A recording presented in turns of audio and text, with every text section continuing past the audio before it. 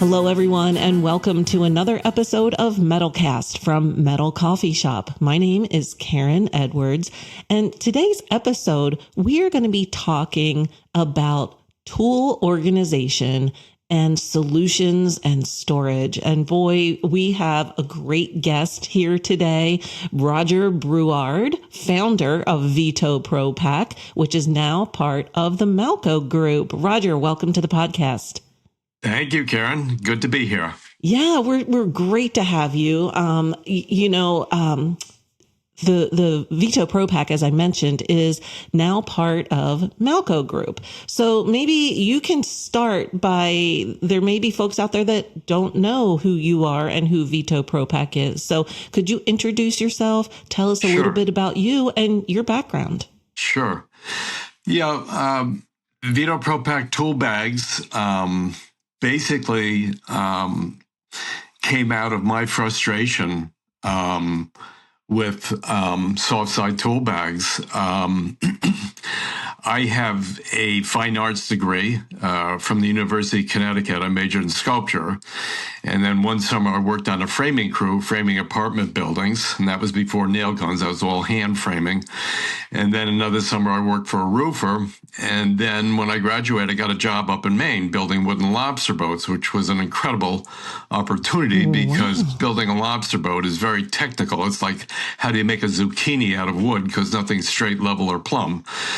So that was a, for getting into the trades, you could not get a more technical experience than building a wooden boat. And so I did that for 3 years, and then I needed to make more money. I was getting paid $2.75 an hour. And the guy that I worked for is known up and down the coast of Maine. His name was Arno Day, and he's no longer around. But he wanted me to carry on the tradition, but he didn't have a mortgage. He lived in his family homestead, and so he charged very cheap wages for building these lobster boats, and I moved on to doing renovation and building houses. And this is all up on Deer Isle. And then I did that for about 5 years. Then I got in with the Carpenters Union out of Bangor. I joined that. That was $6.75 an hour. And that was all hard hat, forming concrete, building a sewage treatment plant on the Penobscot River. But during that period in Maine, I grew up in Connecticut in the suburbs, and I wanted to move to Maine to get away from the suburbs and be on the coast of Maine. I'm a saltwater guy, and I love the culture of working and living on the coast of Maine. And I made all my toolboxes out of wood, and I actually enjoyed making them. And then after living in Maine for 10 years, I moved to New York City to pursue my art career, but still worked as a carpenter in New York City, which was really challenging. Parking tickets, loading all the materials on top of elevators, and squeezing onto a subway with one of my wooden toolboxes.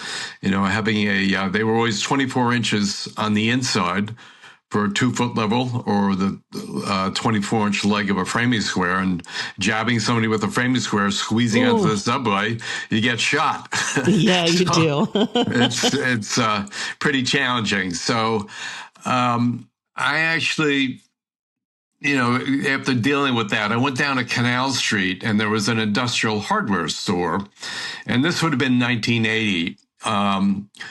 And then to see if I could find a soft side tool bag. And there were not a lot on the market. And the one that I got was a 10-ounce cotton canvas that had a metal frame with 2 leather handles and then 2 leather straps. So it just buckled together to close it. But there were no internal pockets. It was just a horizontal wrestling match of all your tools. And then when you dig into it, you get jabbed by a sharp chisel, or your nice sharp chisel would rub up against a rat's tail file, and you'd nick the edge of your nice sharp chisel, or you'd dump everything on the ground and dig through it and find what you needed and put everything back. So it was just an exercise of aggravation and frustration to get a needed hand tool. Right. And after living in New York City for about 6 years, I'd moved out to Connecticut, Darien, Connecticut, where I grew up. And in the mid 90s, it was probably around it was probably around 1996, 97. A configuration came out called the Bucket Boss, and a lot of guys are familiar with that configuration because there's a lot of empty joint compound buckets and dumpsters after guys finish all the taping of the sheetrock. Right. And so the guy came up with an idea of putting this sleeve around a 5-gallon bucket with the vertical tiered pockets on the outside. But there were shortcomings to that. I tried it. It was great because you could see all your tools, but they were on a round bucket. So the tools would rub against your leg. Yeah. And then the little plastic handle, it was awkward. It wasn't close to your body ergonomically. And one time a dog ran out in front of me. I hit the brake really hard and it flipped over in the back of my truck. And it was like an explosion in a hardware store. Right.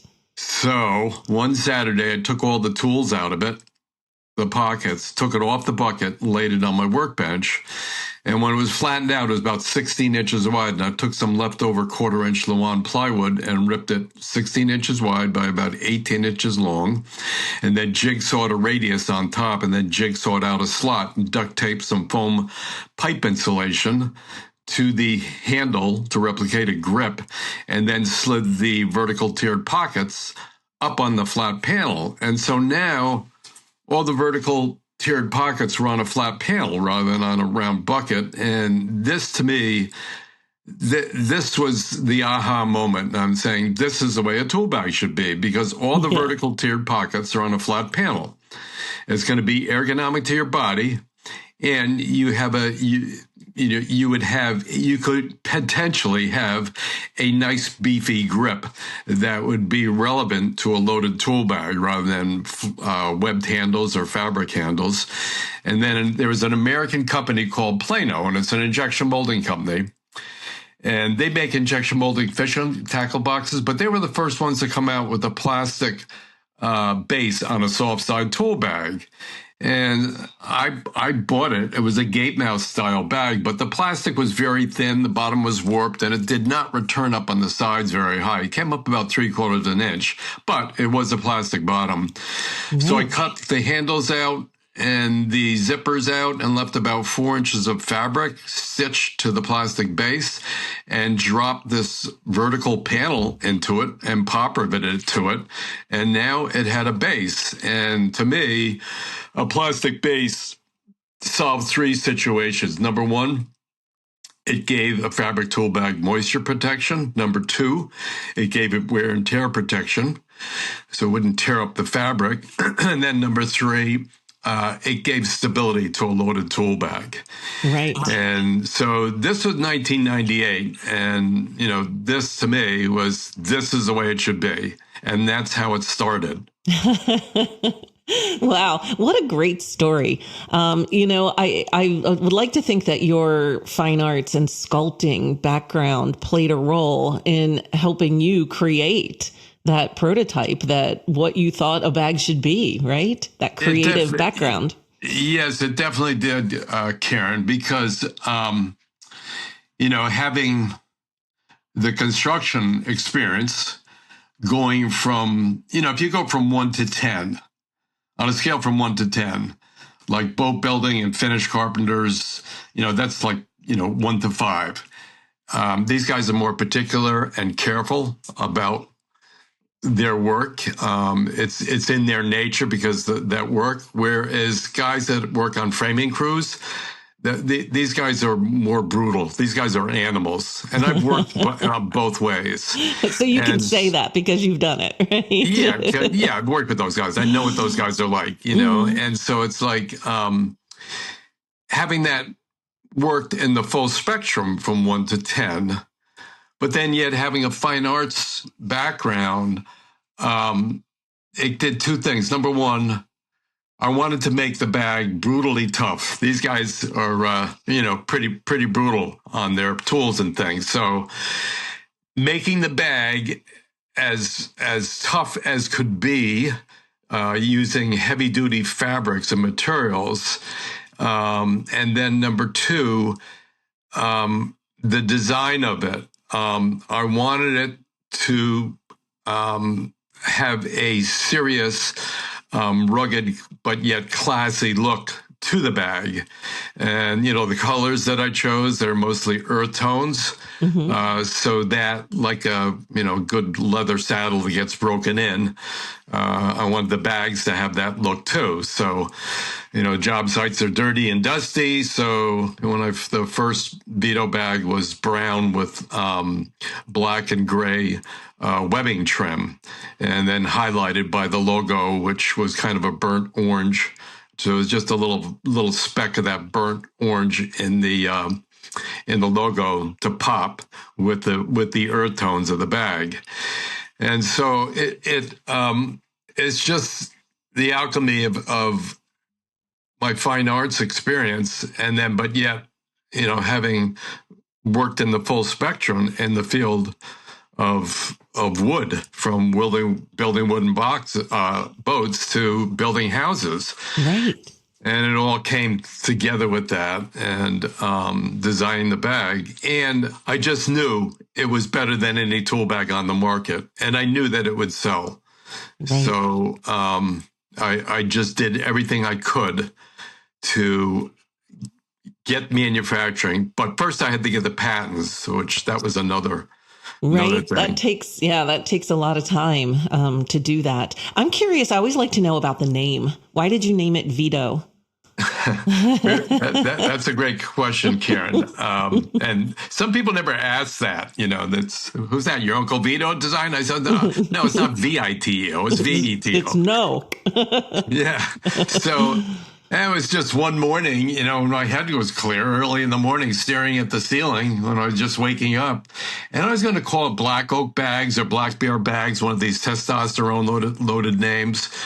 But I just kept thinking, basically what was unique about it, it oriented all the tools vertically. So I'm going like, okay, VETO could represent vertical tool, and then O for organization or orientation. So shorten it to Veto for vertical tool orientation or vertical tool organization. And then Pro stands for protected. And then Pac means packed and ready to go to work. So I shortened it to Veto Pro Pac. And then I figured I'd get an extra marketing bump when, Congress vetoes this bill. And, it's quirky. There's a little poetry to it. And so it's just like, I'm going to call it Veto Pro Pac. And that's where the name comes from. But, it's funny. Occasionally people ask me, where's that name come from? But a lot of people do not inquire about that. Wow. So how did the Malco Group, how did that come to be, that you're now part of them? Well, we had been working with Aspen Pump over in the UK. They started building distribution for us in UK, and then eventually into Europe and into Australia and New Zealand. And so we worked with them for a while. And, I'd been over there many times with CEO Adrian Thompson and their logistic guy, Andrew Watkin, and had a lot of fun with those guys and really got to know them. And so, they were kind of after Veto for quite some while, but I didn't want to sell. I just wanted to keep building the value of the business. There are a lot more bags that I wanted to bring to the market and so forth. So, but eventually, they kind of, the market was slow over in Europe and they wanted a chunk of the U.S. market. And so they, had purchased Malco to form Malco Group USA. And then, then we got bought by Malco. To join in the intention of breaking into the U.S. market. So that's basically how that started or came about. It makes sense, especially with Malco having all the line of tools that they make and sell, and so it's kind of the perfect pairing. Yep. Yeah.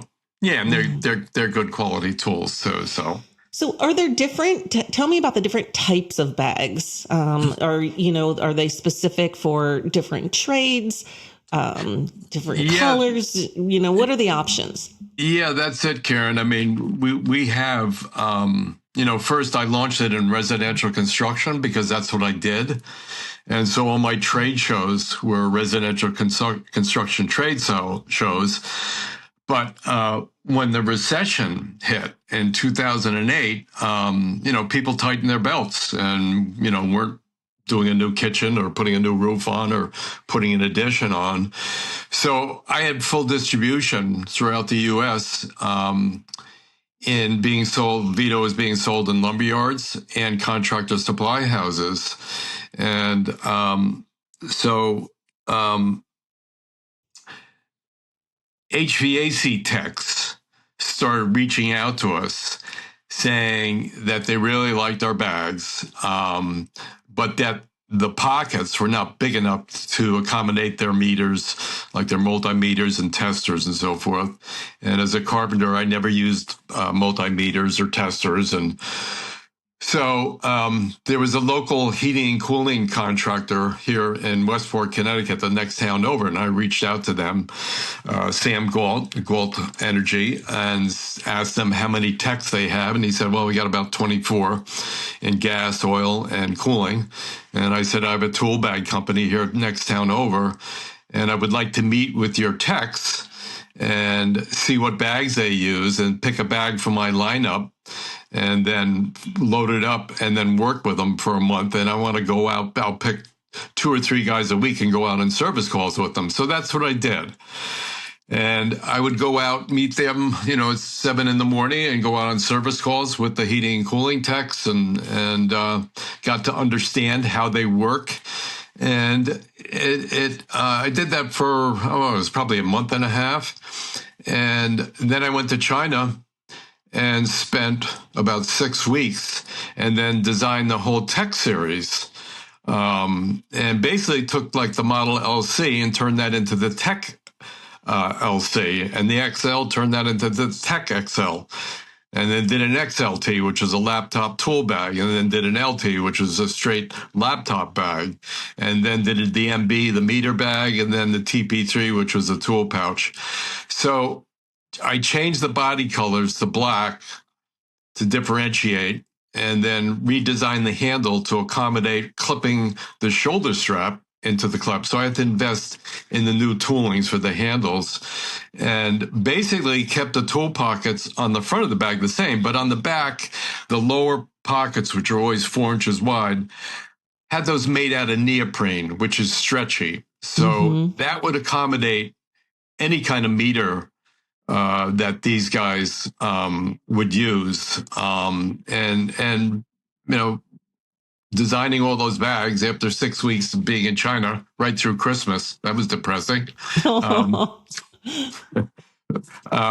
Came home and placed the PO, and then we did a heating and cooling trade show down in Baltimore, and these heating and cooling reps came by and, wow, these are cool bags. How are you building distribution into heating and cooling? And say, well, we're really not. We're just launching into that. Most of our bags were in the construction market and remodeling. And so they were interested in carrying the line. We put together an agreement and started working with them. They launched it into the Mid-Atlantic, and then they came up and back and they said, we could build you a whole rep network in the heating and cooling market of AAA rated net groups and build full distribution into the U.S. market. And so that's what we did. And that's how we got into the heating and cooling market. But then on the side, I started working with the fire department and designing bags for the fire department. Being a boat builder, I was a member of the Mystic Seaport up in Mystic, Connecticut for years. And I designed a line of marine bags, and I reached out to the seaport asking them how many shipwrights they have, and they had about 20. And so in the fall, they're always looking for money for building projects. And I said to myself, well, the shipwrights never see that. I'll donate tool bags. So I donated tool bags to the shipwrights. Nice. And then that was it. And so there are specific bags that we go into, and the deeper we dive into the heating and cooling market, which is our strongest market, and it's recession proof too, unlike the building trades too. So that's been a very strong market for us. So that's most of our energy has gone into designing bags for the heating and cooling market. I love that you went and spent that time with the technicians and went on the service calls with them and really understood what they were dealing with and what their challenges were. Because, manufacturers that listen to the end user and take that feedback and integrate it into their products always seem to do very, very well. And it sounds like that's exactly what's happening here, Roger. Yeah, that Karen, it was great because I understand the culture of the construction world, and to be with these guys and go out in the field, and I'll grab their tool bag and carry it for them. On that too. They didn't ask me; I just grabbed it on my own and carry it for them. Right. And so this gave me a good understanding of what they do. And it's like the boat builder bags or the marine bags. After I donated the bags, and I was already working on the marine bags. I just started working on those, and I know what to design for a boat builder's bag because that's what I did. And for commercial fishermen, like lobster fishermen, I made these totes for lobster fishermen that need to carry their lunch, their gloves, a wool cap when they go to the boat. And so those things. But one of the bags that I wanted to design specifically in the marine bags was the rigger's bag. And for a lot of guys don't know what that is. That a guy that does boat rigging is for all the riggings. They're called shrouds and stays that hold up a mast. And the head rigger at the Mystic Seaport, they rebuilt the Mayflower II, which was built over in the UK between 1955 and 1957, sailed across the ocean, and it had been permanently tied up to the wharf in Plymouth, Massachusetts, which is where the Pilgrims first land. And it no longer could sail, so they dragged it with a tugboat down to Mystic Seaport, put it up on the hard, and spent 5 years rebuilding it. All new frames, all new planking. And the head rigger that was doing the new re-rigging, because the boat really didn't sail that well, he had to redesign it and replicate. And when they were making rigging back in the day, it was made out of cotton and hemp, which would rot. So it would get coated with pine tar. Pine tar is made out of sap, and it kind of blackens all the hemp and cotton ropes. So all the old stay, shroud, ratlins on these old square rig boats was basically black over time. And then Matt, working with New England Ropes, using synthetic rope, had them use dyes to make the synthetic ropes look like old, but he re-rigged everything. So he can do historical rigging, but he can do contemporary yacht rigging. So it's amazing what he knows. Wow. And so I got his phone number, called him up, and because there was a rigger's bag on the market, but it really was a joke. And I called him up and he said, "Hey, Roger." I said, "Hey, Matt, it's Roger from Veto Pro Pac." He goes, "Oh, Roger, we love your bags you donated to us." And he said, "I'm using a Home Cheapo bag," which is, they call that for a Home Depot bag, Husky line. And he said, "I've turned that into a rigger's bag." And I said, "I want to pick your brain and design a rigger's bag." So I spent 2 years working with him and designed the rigger's bag, the Veto's rigger bag. And that is an intense bag. Yeah. And so that was just one specific bag that I worked with him. And that was 2 years in development. But we have a lot of electricians and plumbers that use that bag. So, right. It's designed for hardcore boat rigger guys, which are, the coast of Maine is still hardcore boat building going on up there. So they sold pretty solidly into the boat building market up on the coast of Maine.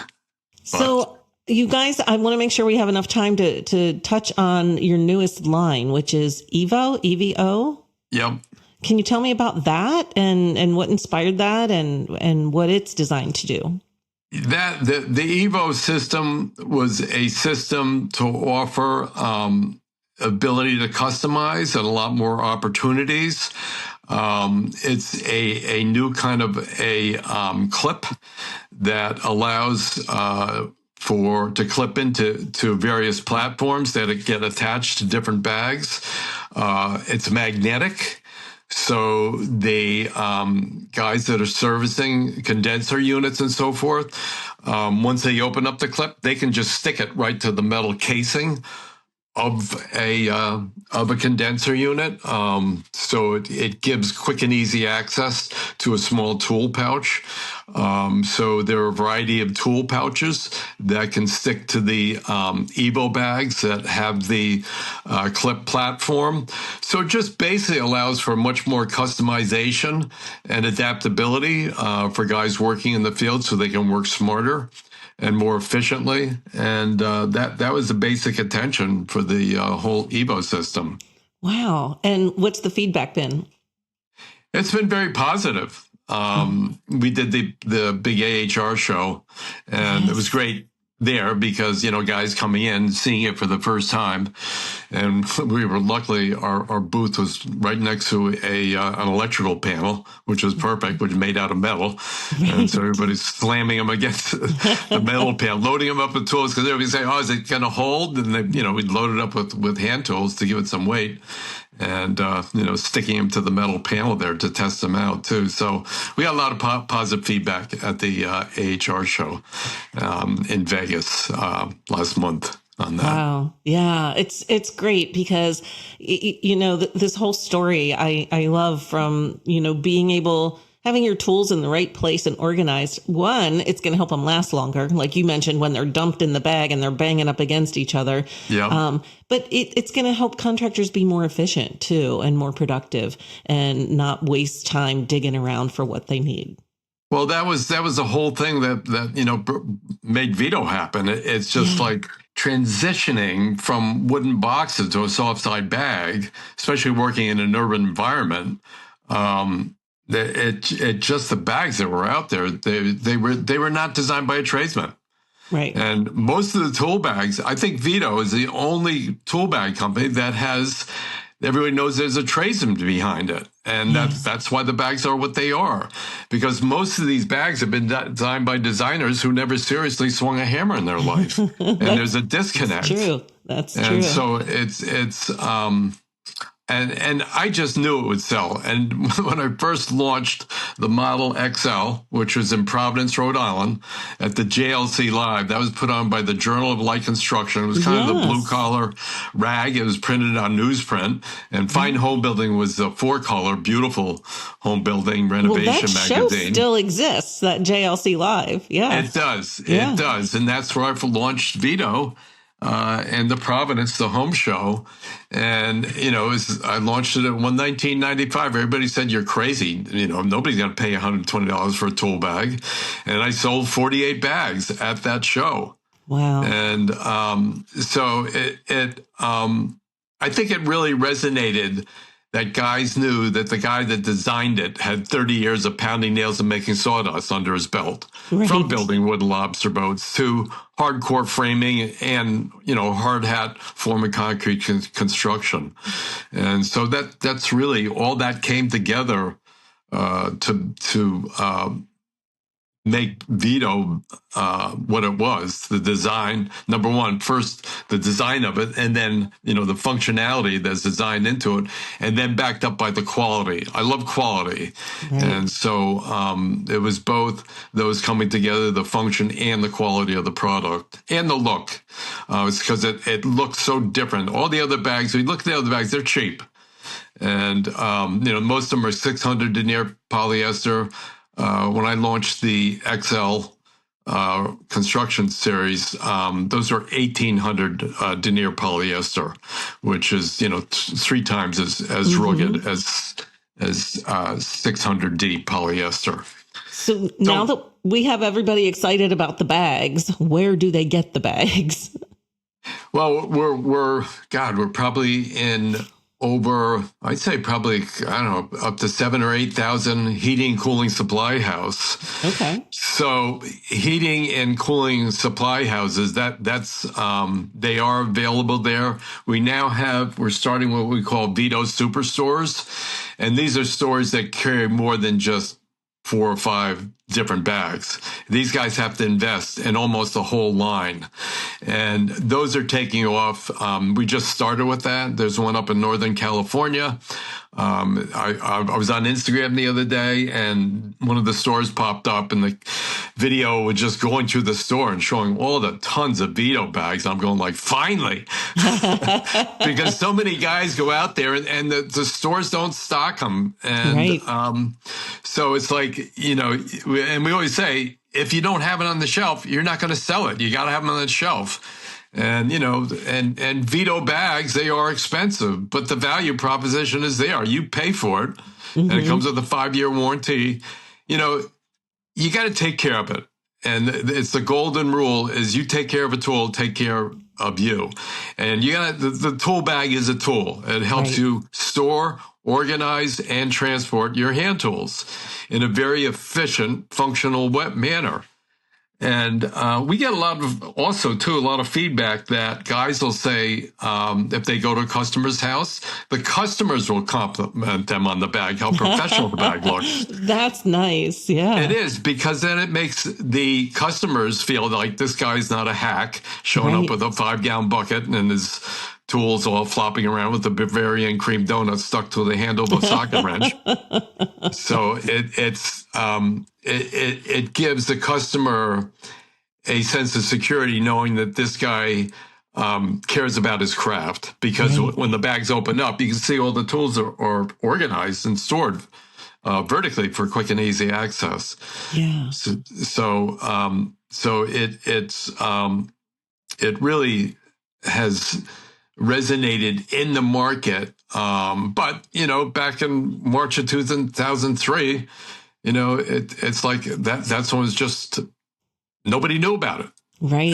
And so it took off. In fact, a quick little side story. After I had 6 bags doing that JLC Live, because I would do all 5 shows. The one in Providence, there'd be one in Chicago, Minneapolis, or Cincinnati, one up in Portland or Seattle, and one down in Anaheim or Long Beach. And I would do all 5. I did that for years. But at the Providence show, setting up on a Thursday, a guy came over, and an older gentleman with gray hair, and said, well, what are the Veto Pro Pac tool bags? And I said, it's a tool bag company I started and designed these. He said, wow, these are beautiful. What's the price point? And I told him the price point. He said, it's a premium brand then. And I said, well, maybe. And so he came back the next day and he said, hi, Roger, my name's Gary Simmons. And I'm the principal rep for Stabila Levels. Stabila Levels are high-end German level, and they came on the scene, and they were like 3 times the price of the MD Levels, which were from Canada.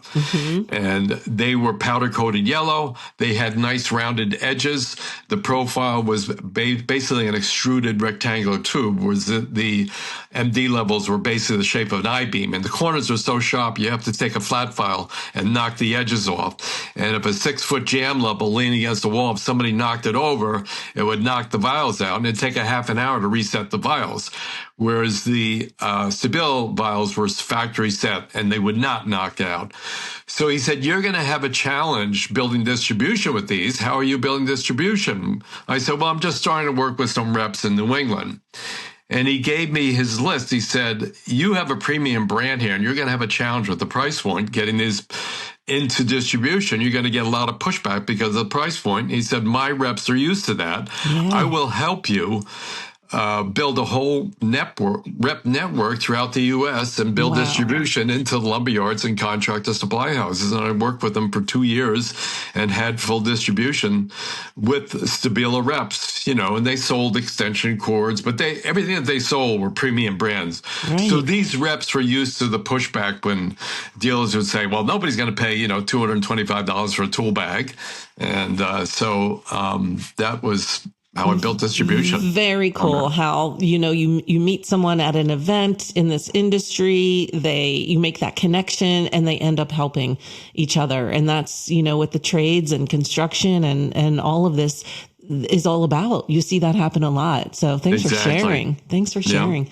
Yeah. Wow, Roger, we are at the end of our time, but this was just super interesting to hear your story and hear the story of Veto Pro Pac. And it just, you've done great things, and congratulations on being where you are today. Well, thank you very much, Karen. And, if I was still in the design department, I would be working on a bag for roofers and a pair of overalls that roofers would use, because I did a lot of roofing too. Yeah. Well, you never know. Maybe someone's listening in the design department for you, and they'll take that on. So for those of you who are listening out there, the Malco Group has full directories on Roofers Coffee Shop, Metal Coffee Shop. You can find information about them there, and Veto Pro Pac, because we want you to check it out. And thanks for listening to this episode of MetalCast. Be sure to subscribe on your favorite podcast platform, because we want to see you on a future episode. See you next time. Bye.